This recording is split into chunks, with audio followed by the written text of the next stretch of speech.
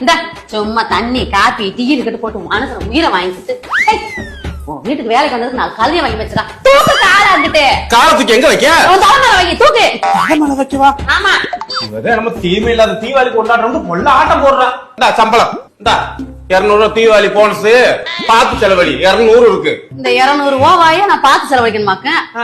என் மகளுக்கு சுடிதார் எவ்வளவு தெரியுமா? 2500 ரூபாய். என் மகன் கோட்டு சூட்டு தான் வேணும்ட்டியான். அது எவ்வளவு தெரியுமா? 7500 ரூபாய். எனக்கு 3500 ரூபாய்க்கு பட்டு சேலை எடுத்து வச்சுட்டு வந்திருக்கேன். இந்த 200 ரூபாயில நானு எடுத்து தீபாவளி கொண்டாட.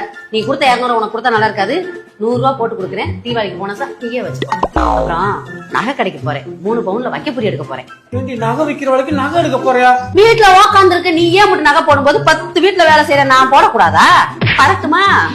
வேலைக்காரிக்கு வந்த நேரத்தை பாரு. இது பகுமானமா? ஏன் வேலைக்காரவங்களுக்கு எல்லாம் பகுமானம் இருக்க கூடாதா? நாங்க வேலைக்காரவங்க. இந்த